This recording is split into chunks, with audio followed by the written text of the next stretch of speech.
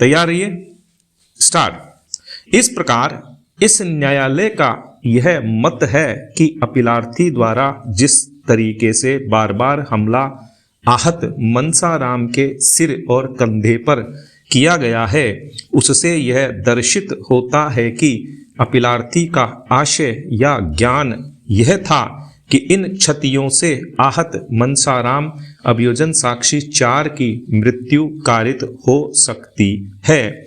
अतः इस न्यायालय की यह सुविचारित राय है कि अपराध की उत्पत्ति तथा अपीलार्थी द्वारा अपराध में आहत के नाजुक अंगों पर बार बार वार करके निभाई गई भूमिका से और तथ्य को ध्यान में रखते हुए कि ये वार इतने बल से किए गए थे कि 2 घावों के नीचे सिर पर जो क्षति कारित हुई वहां कटाव पाया गया, जिससे यह दर्शित होता है कि अपीलार्थी का आशय मनसाराम अभियोजन साक्षी 4 की हत्या करने का ही था। विराम पैरा।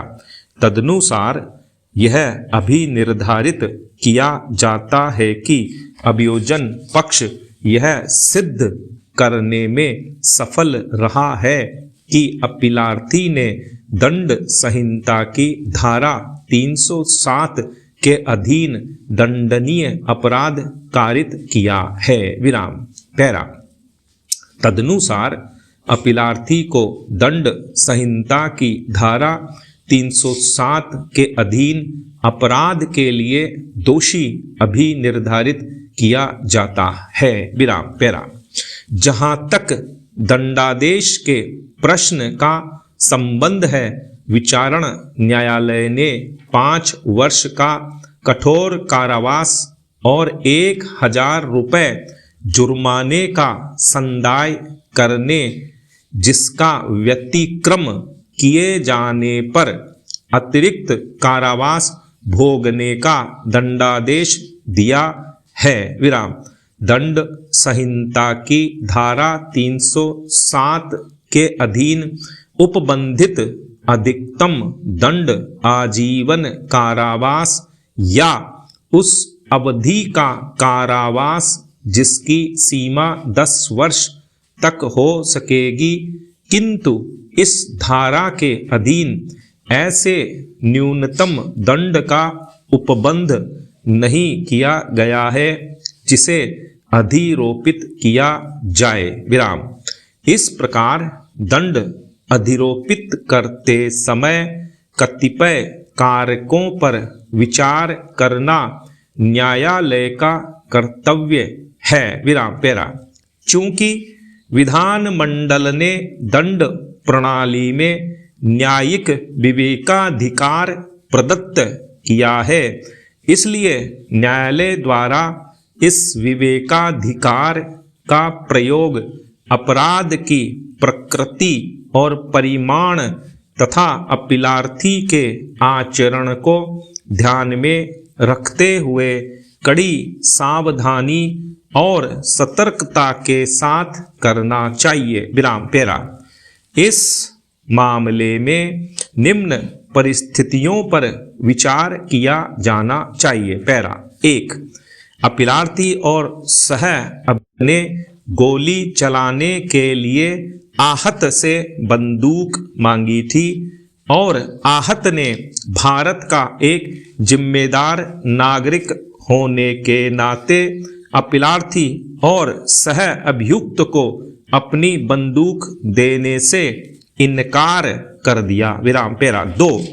शिकायतकर्ता द्वारा इनकार किए जाने पर सह अभियुक्त ने आहत को पीछे से आकर दबोच लिया और उसने अपीलार्थी को आहत की हत्या करने के लिए उकसाया। विराम पैरा। 3.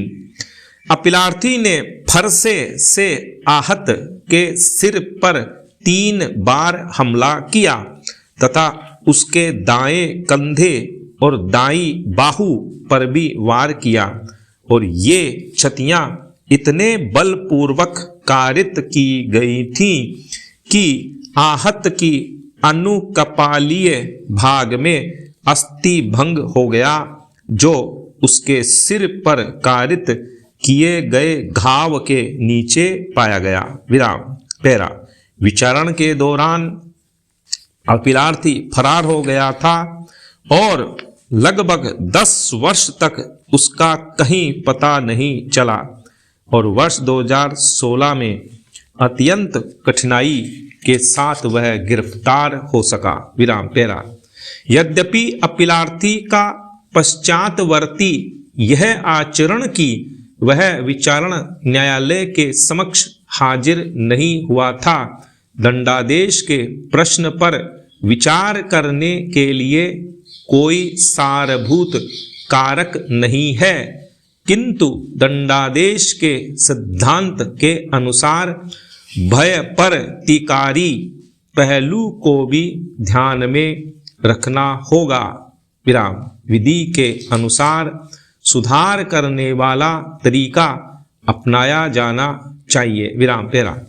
इतना जघन्य अपराध कारित किए जाने के पश्चात यदि अपीलार्थी के मन में विधि के प्रति कोई आदर नहीं है और विचारण न्यायालय की आदेश पत्रिका से यह प्रतीत होता है कि विचारण लंबित रहने के दौरान अपीलार्थी अन्य दांडिक मामलों में भी न्यायिक अभिरक्षा में चल रहा था, जिससे यह स्पष्ट हो जाता है कि अपीलार्थी में कई अपराध कारित करने के पश्चात भी कोई सुधार नहीं आया। विराम। पैरा।